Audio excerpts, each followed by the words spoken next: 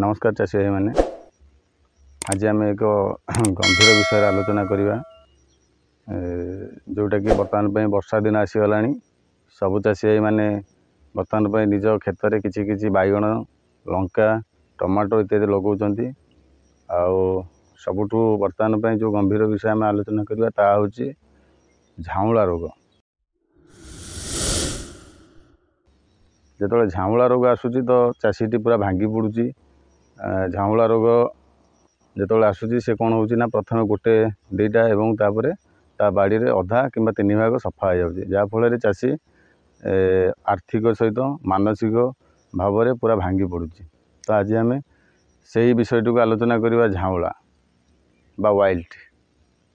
तो प्रथम जानिबा जे झाउलार माने कारण आउ झाउला केते प्रकार आ झाउलार प्रतिकार तार जैविक एवं रासायनिक भाव में आम किपर प्रतिकार करवा ता विषय आम आज पुंखानुपुंख भाव में भिडियो आलोचना करवा। दयाकोरी भिडियोटी को प्रथम रु शेष पर्यंत देखंतु एवं भल लगे भिडियोटी को अन्य चाषी भाई मानक शेयर करूँ कहीं जदि आम परस्पर चाषी भाई भितर आम ए रोगर प्रतिकार विषय आलोचना करवा तो आमर निश्चित कौटि ना कौटि जो भूल रोथो ता सुधर एवं आम ठीक भाव में आधुनिक भाव में चाष कर निजर परिवार पोषण को भल भाव में करें। तेरे चलतु भिडियो देखा जे झाउला रोग माने आम जदि आम सपोज बैगण लगाउछंती आम देखुंत जदि झाउला प्रथम होउची तो कौन होउची ना गोटे दुईटा होउची तापरे धीरे धीरे धीरे धीरे आमर बाड़ी पूरा सफा हो जाउची। तो प्रथम देखा जदि आम बाड़ी रे मैक्सिमम गछ झाउली एका सागर आज सब भल थिला काली झाउला तो ये झाउलार कारण आपड़ जानवे जे ये खरा पाई माने पानी आम देना बिलरे पानी ना कि बहुत दिन है पानी मड़े आम पानी देना ताफल ये गछ गुड़िक झाउली रोग होची तार मुख्य कारण गुड़िक किसी जानिबा। प्रथम जमी आम जानिबा जे पानी पाई झाउली आमर जदि कांड बिंधा पोक मारदौची तो तापाई भी झाउलिब।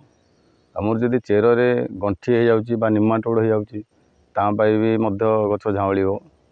आम देखा जदि आमर बैक्टेरियल वाइल्ड जदि बैक्टेरिया लगुची तापाई भी गछ झाउलिब।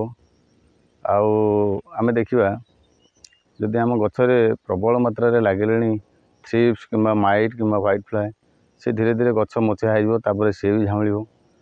तो आम देखिए जे कौन पे आम गछटी झाउली तार कारण आम खोजा जदि आम देखिए जे आम क्षेत्र में आज देखा संध्या भल थिला काली मैक्सिमम गछ झाउली ताले यार मुख्य कारण आप देखिए जे आप पानी ठीक समय देना पानी नदेवा कारण गछटी झाउली जाफल आम कौन करिया ना पानी देले गछ गुड़िक पुणी देखिए हरा भरा हो सुस्थ हो ये गोटे कारण गला। आउ देखा जदि आम पानी देइछंती गछ गोटे गोटे झाउलुची तो जो गछटी झाउलुची ताको आम उपाड़ी देखा। हाँ देखा देखु ये जमी आम उपाड़ी देखा तार गंठी रे तार जो चेर रे गंठी गंठी हो जाए कि जदि गंठी गंठी हो जाए कौन हुए ना चेर रे सी आउ खाद्य गछ को दे पारे ठीक रे ताकू निमाटोड कहती जाफल गछ खाद्य आउ ठीक रे नहीं पारे जाफल गछटी मरी जाए। तो आम प्रथम जो गछ झाउलिब ताकू देखा कारण कौन पाई से गछटी झाउली जदि गछ झाउलुची तो ताकू कौन करवा आम प्रथम क्षेत्र उपाड़ी बाहर को फिंगिदवा देखा प्रथम कारण टी खोजा कौन पाई झाउली ये गला निमाटोड आमर पानी समस्या तापर आसला आमर कांड बिंधा पोक मारी दूची देखु यदि कांड बिंधा पोक मारुची तेरे आपणकर गछटा झाउली एवं से धीरे धीरे मरीज यापाई तो औषध अच्छी आम यार प्रतिकार करें किंतु गोटे हूँ बैक्टेरियल वाइल्ड जोटा बैक्टेरिया जो गछ मरुथो आज देखिए गोटे मला काली यदि आप कौन कर पानी मड़े दूसरी से देखिए पूरा से आखपाखे जी गछ थी 150 जहाँ थो से व्यापीज आउ समस्ते तो कहते बैक्टेरिया बर्तमान मेडिसिन अच्छी किंतु बर्तमान कृषिविद कहवा अनुसार एपर्यंत बैक्टेरियल कौन भी मेडिसिन ना जहाँ अच्छी प्रतिकार प्रिभेंटिव। तो आम जाना जे प्रिभेंटिव इज बेटर देन क्योर। जे आमको रोग हवा पूर्वर आम कौन प्रतिकार नवा आम तो जानिले यही सब कारण गछटी झाऊले। तो बर्तमान पर जाना तार प्रतिकार आम किपर करवा। आमर जो गछ झाऊँगी आमर जदि कांडबिंधा पोक लगुच तो आम जैविक कौन करवा एवं रासायनिक कौन करवा। यदि बैक्टेरियल लगुच जैविक कौन करवा एवं रासायनिक कौन करवा। आमर झाऊँवा पूर्वर आम खेत किपर प्रस्तुत करवा जे आम कौन करवा ना खरा आम जो खेत को भल रकम चषा चषिकी 7-8 दिन एकदम खरा खोवा। आदि मंदा काटुंट तो मंदा को 2-4 दिन आम खरा खोवा। खरा खोई सारापर आम कौन करवा जिते आम चषिया पूर्वर आम कौन करवा ना चून मारिबा। चून देदेबा आम खेत में जदि चून देदेबा कि चून दे सारापर आम कौन करवा ना ब्लीचिंग पाउडर मारिबा। ब्लीचिंग पाउडर दे सारापर यदि निम पीड़िया आम पाखे अच्छी तो निम पीड़िया मारिबा। मारिकी खेत को भलसे चषिकी आम 7-8 दिन खरा खोवा। आम चाषी भाई मान पाखे समय ना तो सी तुरंत काम कर दौरान। तो तुरंत काम कले से मैक्सिमम बैक्टेरियल विल्टा कमुने। तो आम कौन करवा ना आम जो चषा चषी सारापर आम किसी ब्लीचिंग पाउडर देदेबा। ब्लीचिंग पाउडर सी हूँ गोटे आंटी फंगल भाया कम कर आपणकर बैक्टेरिया को आउ एपटू सेपट को आउ से प्रभावित करियो नहीं। तो आपण माने निहाती भाव में आम ब्लीचिंग पाउडर को यूज करवा। आउ बर्तमान पर जानिले तो आम खेत तैयारी करवा। खेत में आम जो मंदा तैयारी कर 2-3 दिन आम कौन करवा ना खरा खोवा। खरा खोइले ता भितर जो पैथोजेन सब थी से गुड़िक कौन हो ना मरीजी। मरीगले आमर मैक्सिमम गछ आमर बंचीज। तथापि जदि आमर होची रोग होची जदि आमर कांडबिंधा पोक लगुच कि बैक्टेरियल डिजीज होची आम कौन करवा जिते आम नर्सरी जो गछ आणुंट आम नर्सरी नहीं आइले गछ कृषिविद कहवा अनुसार आम नर्सरी जो गछटी आणुंट वातावरण आम वातावरण भितर फरक रोचे। तो आम कौन करवा ना वातावरण आम वातावरण को आनिले अति कम 4-5 दिन आम वातावरण सहित खाप खुएगा।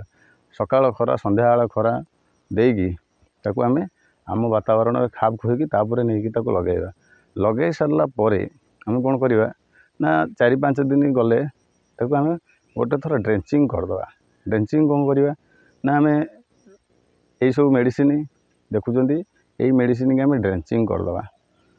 ड्रेंचिंग कलापर आम कौन करवा ना जदि से यहाँ हूँ रासायनिक आम जैविक चून कौन करवा चून गोटे टांकी रे चून 100 ग्राम नवा आ तुतिया 30 ग्राम आपको तुतिया माने आमर जो नील तथा ए फटो देखूँ नील तथा को आम गोटे टांकी रे कौन करवा गोलेकी आम कौन करवा नोजल खोलिकी सब मूल ड्रेंचिंग कर नहीं जा।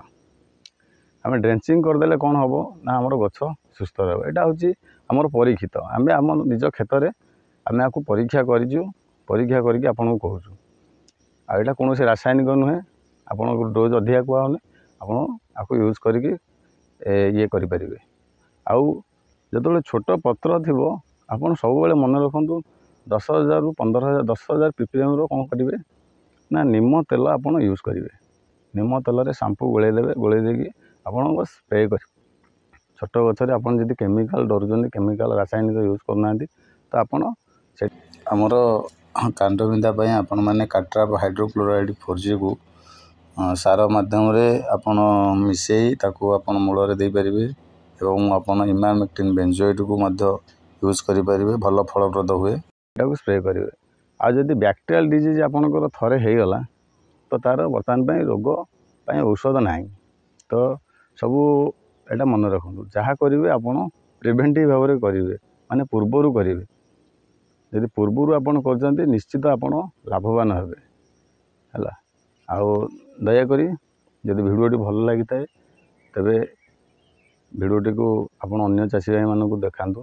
आपण भीतर जदि किसी क्वेश्चन अच्छी आमको पचारतु आम जहाँ अभिज्ञता अच्छे आम आपण सहित शेयर करूँ और आपणकर अभिज्ञता आम सहित शेयर करूँ। प्रत्येक चाषी भाई भितर गोटे भल संपर्क रहिले देखिए निश्चित आपण आधुनिक चाषी रे आपण निश्चित लाभवान हे। रहिले नमस्कार, जय जगन्नाथ।